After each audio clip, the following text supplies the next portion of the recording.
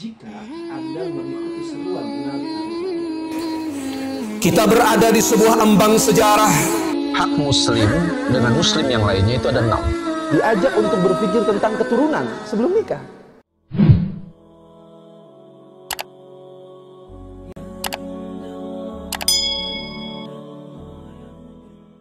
Assalamualaikum warahmatullahi wabarakatuh. Alhamdulillah, wassalatu wassalamu ala rasulillah wa ala alihi wa sahbihi wa mawalah.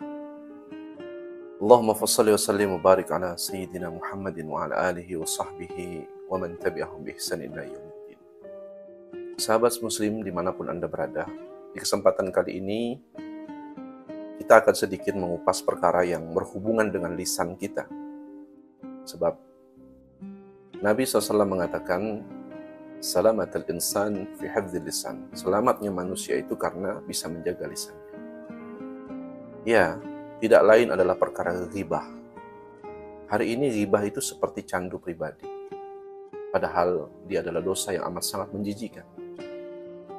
Mungkin kita pernah mendengar sahabat kita melakukan dosa besar, semacam berzina atau mencuri, atau perkara-perkara dosa besar yang lain. Mungkin sebagian di antara kita merasa jijik dengan perilakunya, tentu tidak dengan manusianya. Tapi mengapa kemudian ketika kita melihat sahabat kita, saudara kita, yang melakukan dosa yang di dalam kitab Al-Kabair Imam Az-Zahabi mengatakan ghibah itu masuk kategori dosa besar yang menyebabkan pelakunya akan mendapatkan siksa yang pedih di sisi Allah Subhanahu wa Ta'ala. Karena memang aktivitas lisan itu sulit sekali kita arahkan kalau bukan karena dasar iman kita kepada Allah Subhanahu wa Ta'ala.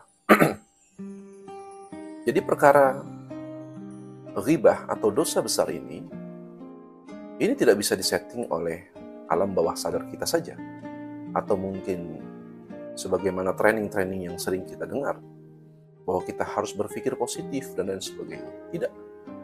Tidak mudah untuk melakukan itu.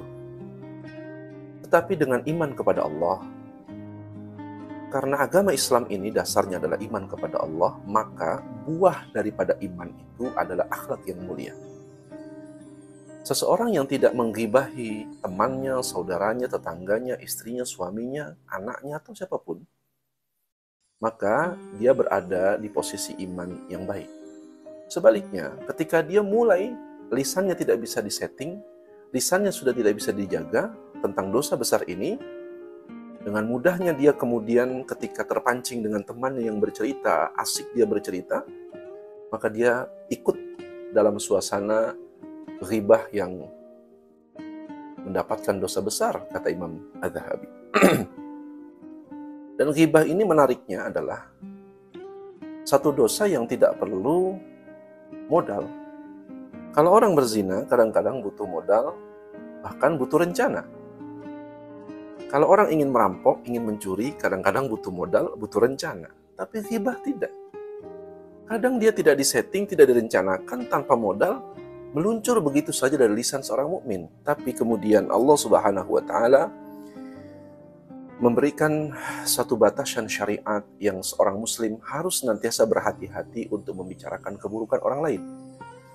Di dalam surah Al-Hujurat ayat ke-12, Allah Subhanahu wa Ta'ala berfirman, Ya ayyuhalladzina amanu ijtanibu katsiran minadh-dhanni inna ba'dadh dhanni itsmun wa la tajassasu wa la yaghtab ba'dukum ba'dan ayuhibbu ahadukum ay ya'kula lahman akhihi.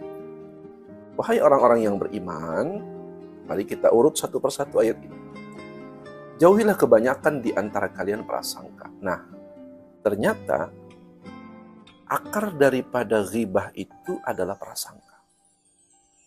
Kemudian ayat selanjutnya, karena sebagian prasangka itu dosa. Jadi ada prasangka yang tidak dosa, ada prasangka yang dosa. Bagaimana kemudian prasangka melahirkan ghibah? Yang kedua, dan janganlah kalian itu wala tajassasu. Jangan kalian itu mencari-cari kesalahan saudara. Mencari-cari kesalahan orang lain, tetanggamu, anakmu, istrimu, atau mungkin sahabatmu.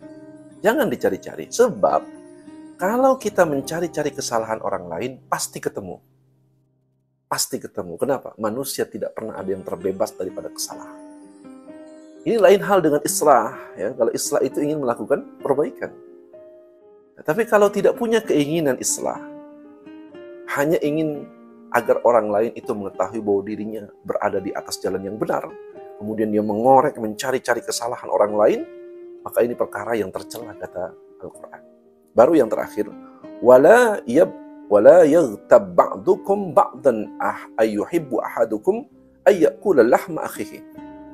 Jangan pula kalian itu suka menggunjing. Nah, ini baru menggibah. Satu sama lain, baik suami pada istrinya, orang tua pada anaknya, atau mungkin tetangga dengan tetangganya, saudara dengan saudaranya, sahabat dengan sahabatnya. Jangan menggunjing, kata Allah. Adakah seorang di antara kamu yang suka memakan daging atau bangkai saudaranya yang telah mati? Maka tentulah kamu merasa jijik kepadanya. Ini menarik sekali ketika Allah ingin mengaitkan tentang perkara ghibah itu yang tercela ini, justru dikaitkan dengan bangkai yang sudah mati.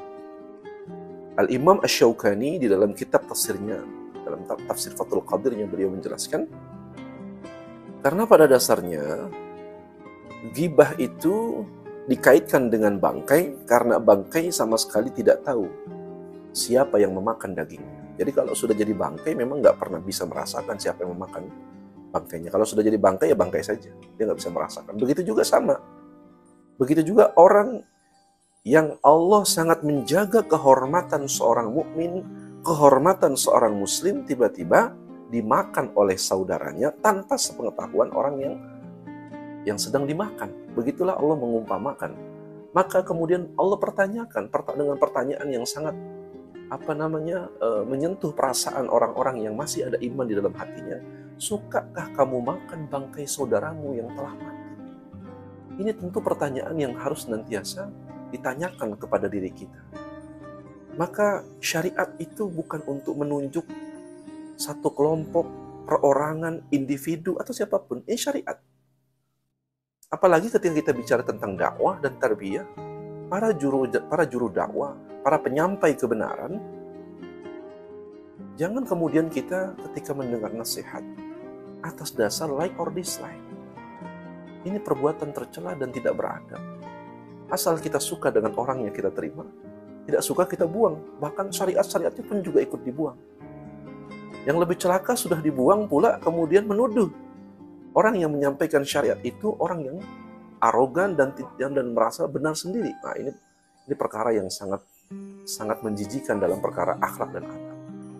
Jadi hakikat ghibah itu bukan berarti kemudian kita merasa paling benar dengan semua perkara-perkara syariat ini. Enggak.